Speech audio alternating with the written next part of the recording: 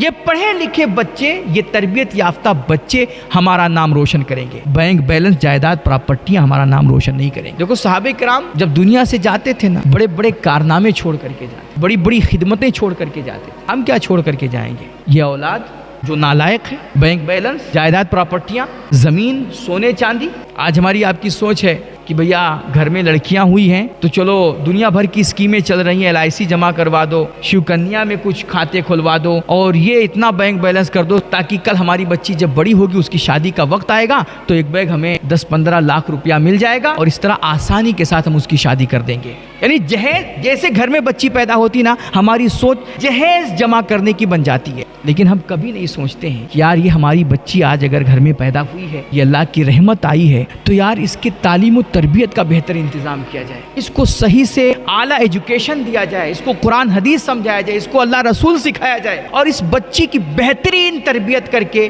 اس کو اس قابل بنا دیا جائے نا کہ ہماری بچی کو اپنے گھر کا بہو بنانے کے لیے لوگ مجبور ہو کر کے میرے پاس رشتے لے کر کے آئے۔ یہ ہم سوچتے ہی نہیں ہیں۔ ہم 15 لاکھ روپیہ جہیز کے لیے جمع کر لیں گے، لیکن 2 لاکھ روپیہ اس کی تعلیم و تربیت پہ خرچ کرنا گوارا نہیں کریں گے۔ 500 روپیہ مہینے کی فیس کے لیے اگر بول دیا جائے کہ آپ بہترین تعلیم ملے گی آپ کے بچی کو، 500 روپے فیس لگے گا، تو پھر ایسا لگتا ہے کتنا بوجھ ہم نے ڈال دیا۔ اور بہت سارے لوگ یہی سب مجبوری بیان کر کے بچیوں کو تعلیم سے محروم کر دیتے ہیں۔ لیکن یاد رکھو بھائی، دنیا میں ہر پیدا ہونے والا بچہ وہ اپنے ساتھ یہ حق لے کر کے پیدا ہوتا ہے کہ اس کو تعلیم دی جائے، اس کی بہترین تربیت کی جائے۔ لیکن ہم مجبوری بتا کر کے، جھوٹا بہانہ کر کے ان کو وہ تعلیم نہیں دیتے ہیں جو اصل میں ان کو دینا چاہیے۔ اس طرح ہم اپنے بچوں کو خود ان کے حق سے محروم کر دیتے ہیں۔ اور یاد رکھو، اگر نمازوں میں آپ نے کمی کی، عبادتوں میں آپ نے کمی کی، اللہ غفور و رحیم ہے، وہ معاف کر دے گا ایک دفعہ۔ لیکن اگر آپ نے کسی کا حق مارا ہے نا میرے بھائی، تو جب تک وہ صاحب حق آپ کو معاف نہیں کرے گا، اللہ آپ کو کبھی کسی بھی صورت میں معاف نہیں کرے گا۔ اس لیے اللہ کے واسطے اپنے بچوں کو تعلیم کے حق سے محروم نہ کرو، ان کو پڑھاؤ، آدھی روٹی کھاؤ، لیکن اپنے بہو بیٹیوں کو اور اپنے بچوں کو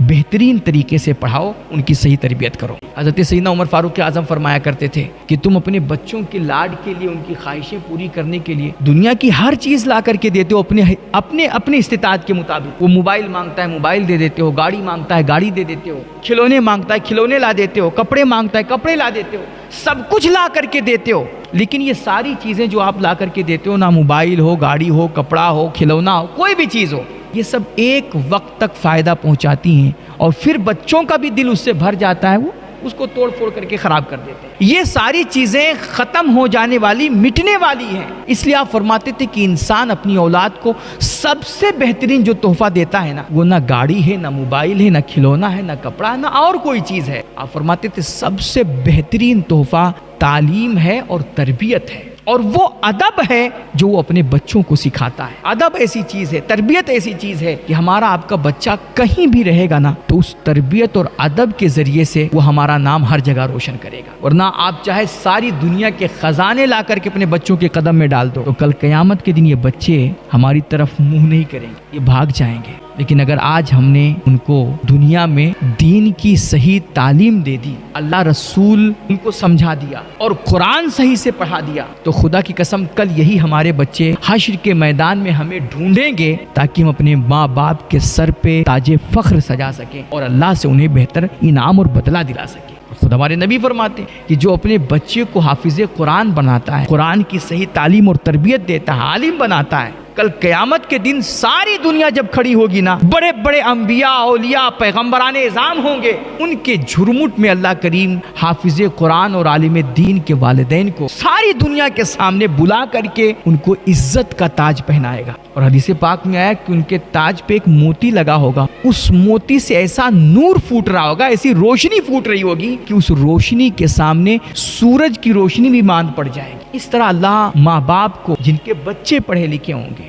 جن کے بچے حافظ قرآن ہوں گے، عالم دین ہوں گے، اب وہ چاہے بچہ ہو چاہے بچی ہو، اگر ہم اس کو قابل انسان بنا کر کے جا رہے ہیں تو ہم دنیا میں بھی سرخرو رہیں گے انشاءاللہ، اور کل قیامت کے دن ساری دنیا کے سامنے اللہ اس طرح ہمیں عزتوں سے نوازے گا۔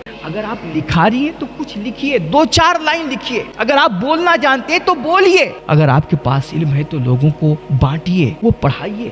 اپنے گاؤں گھر محلے میں دیکھیے، رشتہ داروں میں دیکھیے، بڑے ایسے غریب نادار بچے ہیں جو پڑھنے کا شوق رکھتے ہیں، لیکن حالات نے انہیں مجبور کر رکھا ہے، ماں باپ کو، اس لیے وہ پڑھا نہیں پا رہے ہیں. یا کچھ ہیں کہ جو حالات بھی ٹھیک ہیں لیکن کیا ہے کہ ان کی سوچ ہی نہیں ہے، بھی وہ فکر ہی نہیں کرتے. تو آپ کو اگر اللہ نے سوجھ بوجھ دیا ہے، شعور دیا ہے، آپ کے پاس علم ہے، ایسے لوگوں کو جا کر کے سمجھائیے، ان کا ذہن بنائیے، ان کے بچوں کو ایجوکیشن میں لگائیے، ان کو تعلیم دیجیے، ان کو پڑھائیے.